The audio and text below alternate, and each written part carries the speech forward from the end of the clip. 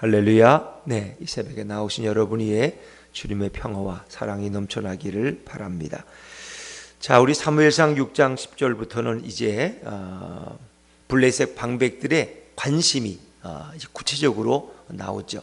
자, 그들은 블레셋에 임한 재앙이 도대체 원인이 뭐냐? 이게 정말 이스라엘 백성이 섬기는 여호와의 복궤를 가져온 이유 때문에 그 복궤가 우리에게 재앙을 주는 것이냐, 아니면 이 모든 것이 우연이냐? 이런 전염병이 돌 때가 되니까 도는 거고 사람들이 죽을 때가 되니까 죽은 거냐, 이것을 제일 궁금하게 여겼습니다. 그 사람의 호기심이죠. 그래서 그들은 이제 그들의 제사장들과 복술자들의 말을 듣고 수레를 준비하고, 그리고 이제 젖되지 얼마 안 된 암소 2마리, 그리고 그 새끼 송아지들은 집에 가두고, 그리고 그 두 소로 하여금 복궤를 태운 수레를 끌게 하는 것입니다. 그리고 정말 그 수레가 곧바로 벳세메스로 가느냐, 아니면 송아지의 울음소리를 듣고 젖을 주기 위해서 돌아올 것이냐, 그러니까 모성애를 극복하느냐, 모성애에 따라 움직이느냐 하는 거죠. 근데 참 놀라운 사실은 하나님의 복궤를 실은 이 소 2마리는 자기들의 모성애를 극복한다는 거예요. 거기에는 하나님의 역사가 있는 거죠. 당연히 새끼의 울음소리를 들으면 젖이 가득 찬 소들은 당연히 새끼에게 젖을 먹이러 가야 돼요. 복개고 뭐고 뭐 다 추대고 다 집어 던지고. 그런데 그들은 그렇지 않았다는 거죠. 참 놀라운 하나님의 역사를 경험할 수 있죠. 자, 우리 10절부터 12절까지 말씀 길지만 다시 한번 천천히 같이 보시죠. 10절부터 12절입니다. 시작. 그 사람들이 그같이 하여 젖나는 소 2를 끌어다가 수레를 메우고 송아지들은 집에 가두고 여호와의 궤와 및 금지와 그들의 독종의 형상을 담은 상자를 수레 위에 실으니 암소가 벳세메스 길로 바로 행하여 대로로 가며 갈 때에 울고 좌우로 치우치지 아니하였고 블레셋 방백들은 벳세메스 경계선까지 따라가니라. 그래서 방백들이 따라가면서 그것을 지켜보고 있는 거죠. 근데 벳세메스로 가는, 어디 보면 여기 마지막 에글론이죠. 에글론에서 벳세메스로 가는 길이 있습니다. 그리고 가다 보면 길이 하는 건 갈라지죠. 이리저리 뭐 좌로나 우로나 갈라지는 이런 길들이 있을 거예요. 근데 그 소들은 대로로 갔다. 대로로. 12절에 암소가 벳세메스 길로 바로 행하여 대로로 가며, 그것은 곧바로 갔다는 거죠. 다른데 한눈을 팔지 않았다는 거예요. 바로 행하여. 바로라는 것은 똑바로, 곧바로, 올바로 행하여 대로로 갔다. 큰 길로만 갔다는 거죠. 하나님이 인도하시는 길로만 가지. 그리고 그들이 갈 때에 울었어요. 오줌 뺐으면 이제 막 젖을 뗐는데, 젖을 땐 송아지들의 울음소리를 들으면서 가는데 어떻게 어미소가 울지 않을 수 있겠어요? 울지 않으면 이건 문제가 되는 거죠. 그 모성애가 발동한 거예요. 근데 그들은 울면서 좌우로 치우치지 않았다는 거예요. 좌우로. 좌로나 우로나 돌아보지도 않고 흘겨들겨 지켜보지도 않았다. 그냥 곧바로 갔다는 거예요. 이게 참 놀라운 일 아닙니까? 이거는 어떻게 소가 처음 가는 길을, 첫 멍에를 매서 첫 수레를 끄는 소가 송아지의 울음소리를 듣고도 뒤돌아가지 않고 어떻게 앞으로만 갔겠느냐? 이것은 뭐예요? 하나님의 임재가 있는 이 복궤를 태운, 끌고 가는 이 소의 모습은 하나님의 역사가 여기까지 미쳤음을 알 수 있는 거죠. 그래서 정말 이 벳세메스로 가는 이 2마리의 암소의 모습은 우리 그리스도인들이 오직 하나님이 우리에게 주신 사명을 따라서 십자가만을 바라보고 예수님만을 바라보고 나아가는 삶을 바라보는, 의미하는 거죠. 그래서 정말 세상에 좋은 것들이 많이 있어도 돌아보지 않고 오직 나의 보배를 누구로만 삼아요? 예수로만 삼아요. 주 예수보다 더 귀한 것은 없네. 오직 예수님만 바라. 세상에 예수님보다 더 존귀한 게 없고 예수님보다 내게 더 소중한 게 없어요. 세상에 어떤 보아와 명예와 쾌락과 모든 권력이 있어도 오직 예수님만 바라보고 나아가는 그런 삶.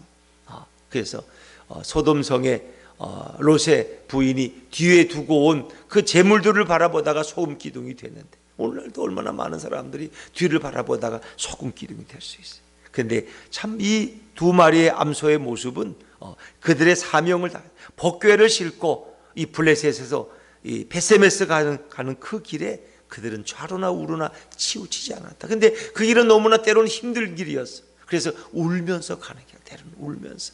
어찌 보면 우리에게 주신 사명이라는 것은 늘 기쁨만 되는 건 아닐 거예요. 그것이 내게 힘들고 어려운 십자가가 될 수도 있을 거예요. 물론 주님이 힘주시니까 기쁘게만 우리가 갈 수 있는 길이면 얼마나 좋겠습니까? 그러나 때로는 우리가 고난도 이겨야 되고 시련도 극복해야 되고, 정말 내 본능을 이기고 성령이 주시는 그 능력에 따라서 성령의 인도를 따라 가야 되는 그 길이 어쩌면 신앙인의 길이다 하는 것입니다. 신앙인의 길이다. 그래서 오늘 이 소는 참 우리 그리스도인들이 걸어가는 이 사명자의 모습을 우리에게 보여주고 있는 것이죠. 자, 그것만이 아니에요. 이제 그 소가 베세메스에 도착을 했는데 과연 어떻게 그 최후를 맞이하느냐, 그것도 참 우리에게 좋은 은혜가 되죠. 자, 13절 14절 말씀을 13절 14절입니다. 시작. 베세메스 사람들이 골짜기에서 밀을 베다가 눈을 들어 궤를 보고 그 본 곳을 기뻐하더니 수레가 베세메스 사람 여호수아의 밭에 큰 돌 있는 곳에 이르러 선지라. 무리가 수레의 나무를 패고 그 암소들을 번제물로 여호와께 드리고. 어찌 보면 이 소의 운명이 14절에 나와 있잖아요. 그래서 정말 하나님이 인도하는 곳에 가서 정확하게 섰더니 거기가 여호수아의 밭이 있는 큰 돌이 있는 곳이, 마치 밀을 추수하는 시기였는데 거기에 섰어요. 그랬더니 사람들이 수레의 나무를 패고, 수레의 나무, 그 복궤를 싣고 간 그 수레의 나무를 패서 그 암소들을 번제물로. 그러니까 수레를 끌고 간 소들은 결국 뭐예요? 그 자기 새끼를 떼어놓고 가면서 이렇게 헌신했는데 마지막엔 자신의 몸을 제물로 하나님 앞에 드리는, 스스로 번제물이 되는, 뭐 스스로가 아니죠. 그러니까 뭐 거기 있는 레위인들이 나와서 이제 그렇게 하나님 앞에 제사를 드렸겠죠. 어찌 보면 이 소의 모습은 우리 그리스도인들이 걸어가는 그 사명자의 길, 그리고 마지막에 자신을 드리는 헌신과 희생의 모습을 우리에게 보여주고 있는 것이다. 그래서 우리가 정말 이 베세메스로 복궤를 끌고 간 소의 모습은 우리 그리스도인들에게 좋은 귀감의 모습이 될 수 있다는 것을 생각해 볼 수 있죠.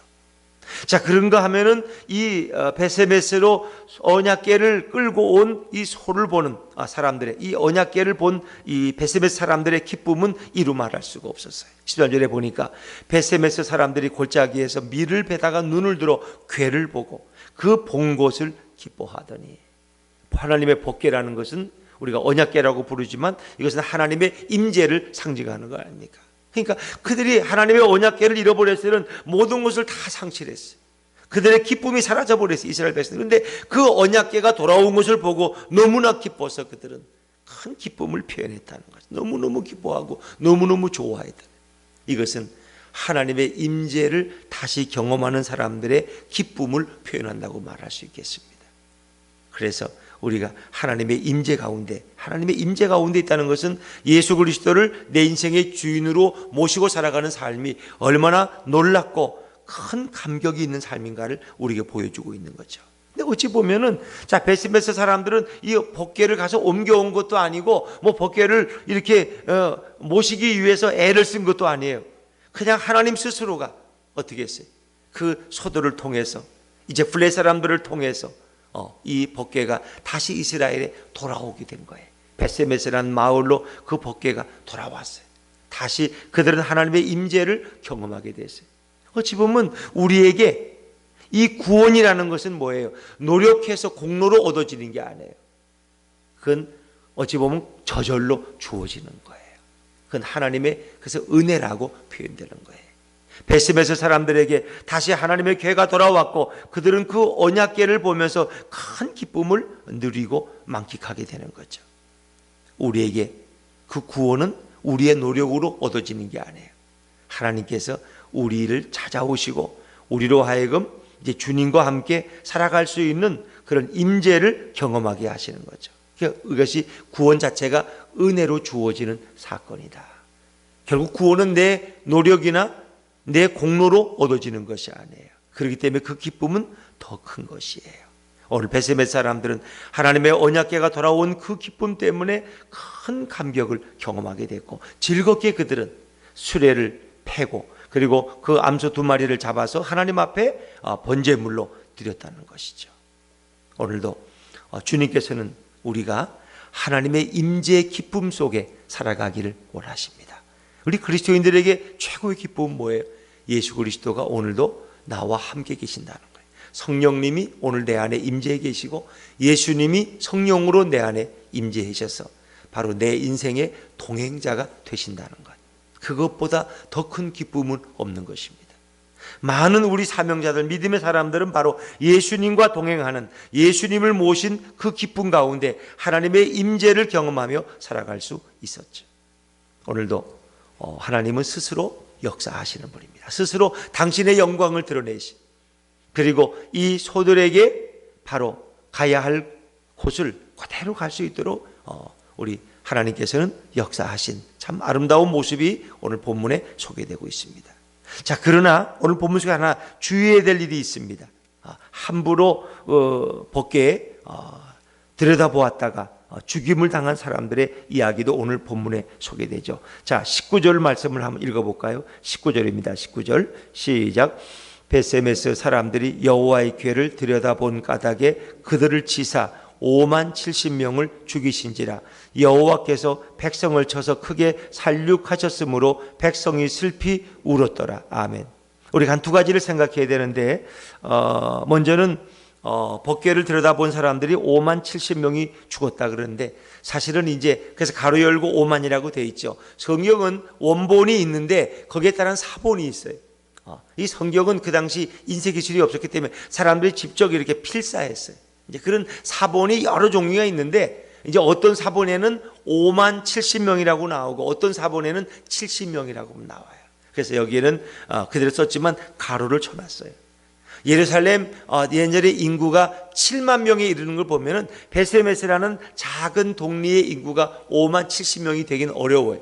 그러니까 아마 이것은 하나 기록하는 과정 속에서 아마 이것은 실수가 보였을 것이다. 우리가 이렇게 생각해 볼 수 있어요. 그래서 우리는 70명으로 보는 것이 더 옳을 것이다. 왜? 작은 동리니까 그 법궤를 들여다보고 함부로 그 거룩함을 범한 사람들이 70명이 죽는 그런 안타까운 일이 일어났죠. 사실은 민수기에서 보면 민수기 4장 5절 이하에 하나님께서는 이스라엘 백성에게 이 법궤를 옮기는 일은 다른 사람이 하지 못하더라. 레위인 중에서도 고핫 자손만이 성물을 옮길 수가 있어요. 다른 사람은 성물에 손댈 수 없어요. 왜? 그들이 이제 장막을 쳐놓고 계속 옮겨 나가야 되니까 광야에서 이동할 때마다 바로 고핫 자손들이 그 일을 감당했어요. 다른 사람은 그 일을 할 수가 없어요. 하나님이 그것을 아주 정하셨어요. 그래서 하나님의 이 법궤, 이 성물들은 함부로 만져도 안 되고 함부로 보아서도 안 돼요. 열어보아서도 안 돼요. 근데 우리가 보면 이제 우사라는 사람이 손을 댔다가 죽임을 당하는 것도 있고, 하여튼 하나님의 이 성물은 거룩하게 우리가 관리해야 돼요. 근데 오늘 베세메 사람들이 호기심이 많아가지고 여호와의 궤를 열고 들여다보았다는 거예요. 이거는 하나님의 거룩을 침범하는 일이었어요. 그래서 결국은 그들 가운데 70명이 죽임을 당했더라. 이게 뭐예요? 하나님은 스스로 당신의 영광과 거룩함을 지키신다는 것입니다. 인간들이 함부로 하나님의 영광을 끌어내릴 수가 없어요. 세상의 진화론 눈으로 하나님을 모독하고 세상의 이런 여러 가지 인간 중심주의의 인본주의로 하나님의 영광을 꺾어내릴 때가 너무 많았어요. 동성애를 환영하고 인정하고, 예를 들면 뭐 하나님을 부인하는 이런 일들이 수없이 일어나고 있어요. 그러나 하나님은 그럴 때마다 당신의 영광을 스스로 드러내신다는 것입니다. 오죽했으면 하나님의 법궤를 어디에 블레셋 사람들이 끌고 가서 자기들의 다곤 신전에다 갖다가 법궤를 들여다 놨어요. 이건 다곤 신전 앞에 하나님의 법궤가 포로가 되었다는 뜻이에요. 근데 하나님은 그걸 용납하지 않으십니다. 스스로 그 영광을 드러내서 그 영광에는 위엄과 능력이 따라오고, 그래서 자고 나면은 다곤 신상에 목이 부러지고 팔이 떨어져 나가고 몸뚱이가 이게 문턱에 걸쳐져 있고, 이게 뭐예요? 그리고 그 블레셋 지역에 엄청난 재앙과 독종과 이런 죽음이 임하는 거예요. 하나님은 스스로 당신의 영광을 드러내신다. 그러나 사람들은 그걸 잘 알지 못하는데 오히려 블레셋 사람들은 참 어찌 보면 그 방백들은 지혜로웠어요. 이 고난과 이 재앙이 누구로부터 우연히 온 거냐, 아니면 저 법궤로부터 온 것이냐, 그들은 그것을 바로 알기를 원했다는 것이죠. 오늘도 하나님은 스스로 그 영광을 드러내시는 분이 바로 우리 여호와 하나님이에요. 그러니까 우리 인간이 하나님을 찬양하지만 하나님은 스스로 당신의 영광을 드러내시는 분이에요. 그래서 우리는 그 하나님을 함부로 해서는 안 돼요. 함부로 해서는.